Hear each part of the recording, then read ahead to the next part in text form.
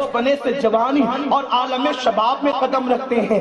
اب میں یہ بیان کرنے سے قاصر ہوں کہ جس کے بچپن کو دیکھ کر کے حلیمہ نے کہا اس جیسا میں نے کسی کو نہیں دیکھا۔ حضرت میرے رسول کے بچپن کو دیکھ کر کے حلیمہ نے ہی تو کہا تھا اس جیسا شان والا نہیں دیکھا، بلکہ آپ نے سنا تو ہوگا نا میلاد النبی کی محفلوں میں حلیمہ سعدیہ کہتی ہے جب اس خوبصورت بچے سے میں متاثر ہوئی، سفید کپڑا اور چہرے کا رنگ ایک دوسرے میں فرق ہی نہیں کر پاتی تھی کہ کپڑا ختم کہاں ہوتا ہے، چہرہ شروع کہاں سے ہوتا ہے۔ نرمی کا عالم یہ تھا کہ جسم کو چھوؤ تو یوں لگے کہ جیسے ہم جسم کو نہیں چھو رہے ہیں بلکہ ریشم کو ٹچ کر رہے ہیں، خوشبو سے وہ تر بدن۔ حضرت حلیمہ سعدیہ کہتی ہے میں نے سوچا چلنے سے محمد میں بہت سی فضیلتیں میں نے دیکھی، اس کو کعبے کا طواف کرواؤں اور حجر اسود کا بوسہ دلوا دوں۔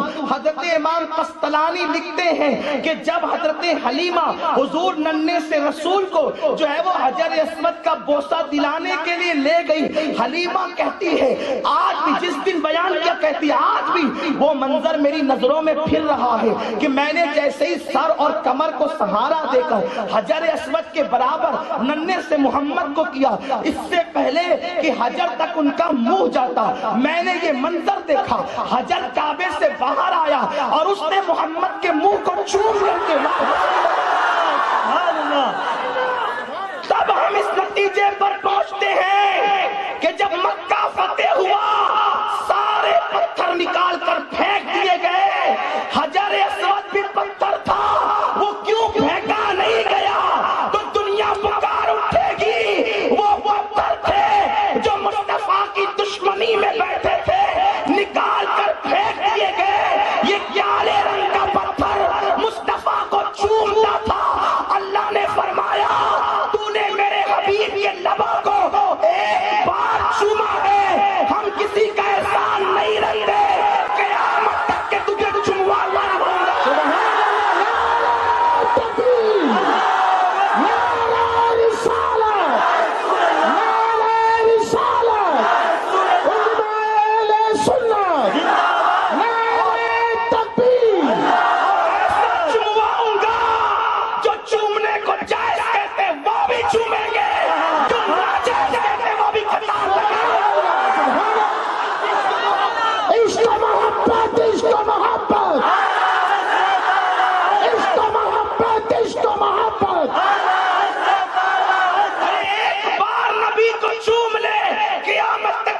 چوما جاتا ہے، پتھر ذہن دے رہا ہے، عزت والا بننا ہے، مصطفیٰ کی تعظیم کر دنیا تیری تعظیم کرے۔ سبحان اللہ، نعرہ تکبیر، نعرہ رسالت، سرکار کی غلامی۔ عرض یہ کر رہا تھا آقا کی زندگی بڑھتی گئی، ان کا حسن میں کیا بیان کروں، جوانی میں ہر نوجوان حسین نظر آتا ہے لیکن جب میرے رسول جوان ہوں گے تو حسن کا عالم کیا ہوگا۔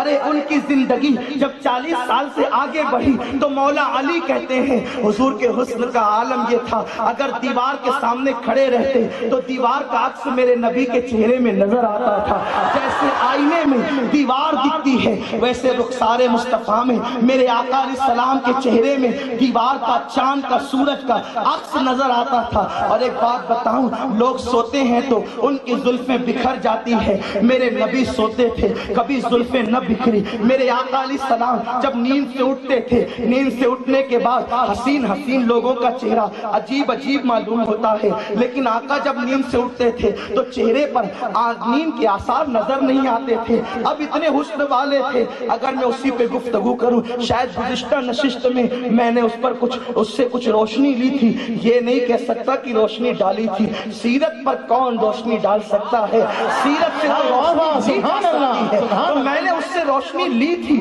اور آج جو ہے میں اس کا تذکرہ نہیں کروں گا لیکن اتنا ضرور کہوں گا اس حسن لازوال کو کیا یہ نہیں کہا جا سکتا کہ جب وہ زلفیں چہرے پر، خوبصورت چہرے پر آتی ہے تو میرا اللہ اسے قرآن کی شکل میں نازل کرتا ہے۔ اور اس منظر کو واللیل کہہ کر کے یاد کرتا ہے، اور جب وہ زلفیں چہرے سے ہٹ کر کے پیچھے چلی جاتی ہے تو میرا اللہ اسے والضحیٰ کہہ کر کے پکارتا ہے۔ اب بتائیں اس حسن کو میں کیا کہوں، جس حسن کے بارے میں میرے اللہ نے اتنی قسم کھائی، والتین والزیتون وطور سینین وہذا البلد الامین، چار قسمیں اٹھائی۔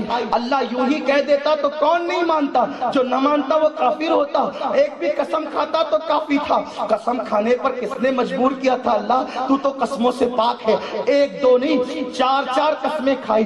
اور قرآن کی ایک آیت کی 70 ہزار تفسیریں ہیں۔ اب آئیے میں اس کا ترجمہ کروں، ترجمے بہت کیے گئے ہیں، بہت کیے جائیں گے تفسیر کی روشنی میں، لیکن تفسیروں کا نچوڑ جو امام اہل سنت نے بیان کیا وہ ہے والتین، حضرت ابراہیم کے شہر کی قسم۔ والتین سے مراد یہ انجیر بھی ہے، لیکن اصل میں انجیر پیدا ہوتی ہے حضرت ابراہیم علیہ السلام کے علاقے میں، تو اللہ نے انجیر کہہ کر کے اس علاقے کو مراد دیا ہے۔ اب بات سمجھ میں آئی؟ آپ کیا سمجھتے ہیں کہ وہ انجیر سے مراد یہ انجیر ہے؟ اللہ اکبر! ارے انجیر کی قسم تو نہ یاد کرے میرا اللہ، انجیر کی قسم کیا یاد کرے گا؟ اور اگر تو کہہ دے تربوز کی قسم، انجیر کی قسم، تو لوگ کہیں گے بے وقوف نہ بنا، قسم کھانے کے لیے انجیر اور تربوز ملے تھے تجھے۔ اب پتا چلا قرآن سمجھنے کے لیے عربی ہونا ضروری نہیں ہے، قرآن سمجھنے کے لیے غلام مصطفیٰ ہونا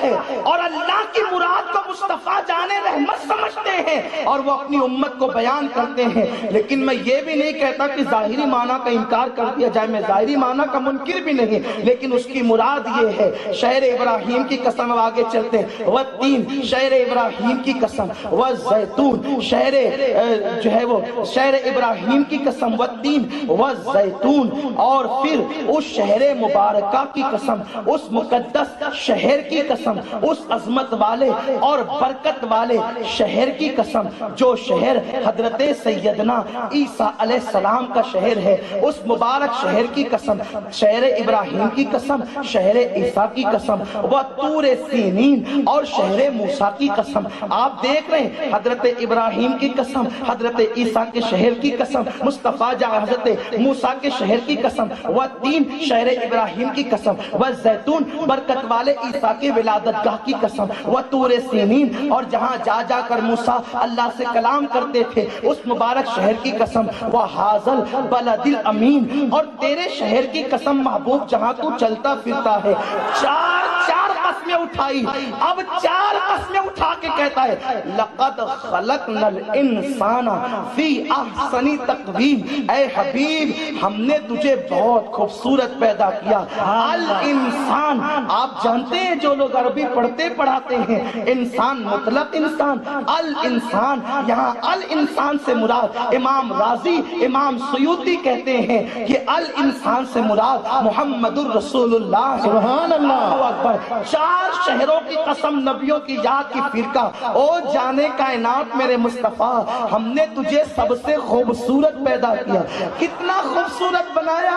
آپ حدیث شاید سنے ہوں گے، ایک مرتبہ اماں عائشہ نے پوچھا یا رسول اللہ آپ زیادہ خوبصورت تھے یا جناب یوسف؟ آقا فرماتے ہیں اے عائشہ میرے حسن کا آدھا اللہ نے میرے بھائی یوسف کو دیا، اور ایک مقام پر فرماتے ہیں عائشہ میرے حسن میں نمک ہے، میرے حسن میں نمک ہے، میرے حسن میں مطلب کیا؟ آپ نے بڑے بڑے لوگوں کو دعوت دی، ایم ایل اے صاحب آئے، شیوخ آئے، علماء مشائخ آئے، رائچور کا مسالہ نہیں ڈالا، آپ نے مسالہ سعودی سے منگایا، شام سے منگایا، مصر سے منگایا، ایک سے ایک مسالے منگا کر کے ڈالے، بائلر مرغی میں نہیں گورانی مرغی میں کھانا بنایا، ڈالڈا گھی نہیں دیسی گھی ڈالا، سب ڈالا، لیکن کا نمک نہیں ڈالوں گا۔ اور دسترخوان پر کھانا آ گیا تو جس نے بھی منہ میں لقمہ ڈالا خوشبودار تو بہت ہے، دیسی گھی کی خوشبو آتی ہے، گورانی مرغے کی خوشبو آتی ہے، لیکن کھانا اچھا نہیں لگتا۔ کوئی آنکھ بند کرتا ہے، کوئی ناک ٹیڑھی کرتا ہے، کھانا اچھا نہیں لگتا. کیوں؟ کہا ہزاروں کا مسالہ ڈالا لیکن 1 روپے کا نمک بھی ڈالتا تو یہ کمی پوری ہو جاتی. جس کھانے میں نمک نہیں وہ کھانا لذیذ نہیں ہوتا. آقا کہتے ہیں میرے حسن میں نمک ہے. جس حسن میں حسن مصطفیٰ کی ملاوٹ نہیں وہ انسان حسین نہیں ہو سکتا. پوچھو یوسف حسین کیوں تھے؟ حسن یوسف میں محمد عربی کے حسن کی ملاوٹ تھی، اس لیے مصر حضرت یوسف پر فدا. سبحان اللہ. نعرہ تکبیر، نعرہ رسالت. اسی لیے تو یہ چاند چمکتا ہے حسن مصطفیٰ کا جو ہے وہ عکس ہے، ستارے چمکتے ہیں. حسن مصطفیٰ ہے دلارا ہمارا، وہ ملی ہے دلارا. اور نمک کا ایک مطلب یہ بھی ہو سکتا ہے آپ نے 50 کلو شکر ڈال کے کھیر بنائی، 1 کلو نمک ڈالا، چکھنے والا کہے گا اس میں نمک ہے. 1 کلو ڈالا تو بھی چکھنے والا کہے گا نمک ہے. کیوں؟ اس لیے کہ نمک تھوڑا بھی ہوگا تو اظہار کرے گا کہ میں ہوں. بس یوں ہی ہے بے مثال، کہنے کو نہیں سمجھانے کو کہتا ہوں، ملانے کو نہیں کہتا. چاند چمک رہا تھا میں حسین، ستارے چمک رہا چہرے تھے میں حسین، انبیاء چمک رہے تھے حسن ہمارا ہے. لیکن اللہ نے کہا او میرے محبوب جان ایمان ذرا بے پردہ بھی ہو جا. جب وہ حبیب بے پردہ ہوا تو جتنے انبیاء چمک رہے تھے ان کی روشنی میں وہ سب چھپ گئے. ستارے منہ چھپانے لگے، چاند شرمانے لگا، سورج جو ہے وہ اللہ اکبر. میرے رسول کے حسن نے جب دعوت موبائلہ دیا تو اس کو گہن لگ گیا. اللہ اکبر. اسی لیے میرے امام کہتے ہیں تو ہے خورشید رسالت پیارے، انبیاء اور ہیں سب ماہ پارے. تو ہے خورشید رسالت پیارے، انبیاء اور ہیں سب ماہ پارے. اور تو چھپ گئے تیری ضیا میں تارے، تجھ سے ہی نور لیا کرتے ہیں. انہی کی بو مایہ سمن ہے، انہی کا جلوہ چمن چمن ہے، انہی سے گلشن مہک رہے ہیں، انہی کی رنگت گلاب میں ہے. تو بہرحال میں بہت لمبی چوڑی اس پہ گفتگو نہیں کر سکتا، مجھے تو اگلے عنوان کو پورا بھی کرنا ہے. تو جس کی جوانی کیسی ہوگی جو دیکھتا ہے دیکھتا ہی رہتا ہے. لیکن ایک بات بتاؤں، حضور کے معجزات میں ایک معجزہ یہ بھی ہے، حضور بہت خوبصورت سے سب سے زیادہ، لیکن کوئی حضور کو دیکھ کر حسن کے فتنے میں مبتلا نہیں ہوا. یعنی کسی نے حضور سے نفسانی محبت نہیں کی. محبت 2 طرح کی ہوتی ہے نا، جو جتنا خوبصورت ہوگا وہ اتنا فتنے باز ہوگا. جو دیکھا فتنے میں مبتلا ہوا. لیکن حضور ہیں سب سے خوبصورت، لیکن کوئی ان کو دیکھ کر کے نفسانی محبت میں مبتلا نہیں ہوتا. جو دیکھتا ہے ایمان کے انداز میں پیار کرتا ہے، جو دیکھتا ہے اگر نہیں ایمان ہے تو دل سے پیار کرتا ہے. دیکھو محبت 2 ہوتی، ایک دل کی ایک نفس. آج جو آپ نے محبتیں چھیڑ رکھی ہے نا لڑکیوں سے عورتوں سے، اس لیے جو زنا ہو رہے ہیں یہ دل کی محبت میں. اگر دل کی محبت ہوتی تو زنا نہیں ہوتی، کیونکہ دل انسان کو کبھی برائی کی طرف نہیں لے جاتا. بس اپنی گفتگو کو یہاں روک کر کے ایک مثال کے ذریعے آگے بڑھیں. حضرت مالک دینار کا نام آپ نے سنا. ایک بچہ لکڑیاں جمع کر رہا ہے، سادات گھرانے کا رو رہا ہے. آپ نے دیکھا اس کو دل میں خیال ہے سلام کروں، توجہ سلام کروں. پھر خیال ہے بچہ ہی تو ہے، اس کو کیا سلام کروں، چھوٹا سا تو ہے. آگے بڑھ گئے، آگے بڑھے تو پھر خیال آیا مالک حضور جب بچے کو سلام کرتے تھے تو کون ہے، تو بھی سلام کر. واپس پلٹ کر کے آئے، اس بچے کو کہا السلام علیکم. بچے نے کہا وعلیکم السلام یا مالک الدینار. ان کا بھی نام ان کے ابے کا نام بھی لیا. تو انہوں نے کہا ارے بچے میں مسافر ہوں، مجھے کوئی نہیں جانتا، تم میرا نام بھی جانتا ہے میرے باپ کا نام بھی جانتا ہے. کہا مالک جو اللہ کو پہچانتا ہے وہ سب کو پہچانتا ہے. جسے اللہ کی پہچان مل گئی سب کی پہچان مل گئی. کہا بچے تو بڑا ہوشیار ہے. کہا کہ مالک میں تمہیں جانتا ہوں، تمہاری روح میری روح کے پیچھے کھڑی تھی عالم ارواح میں تمہیں جانتا ہوں، تم بھول گئے. اب بچے تو بڑا دانا ہے، تیرے ماں باپ نے شاید تجھ پہ ظلم کیا.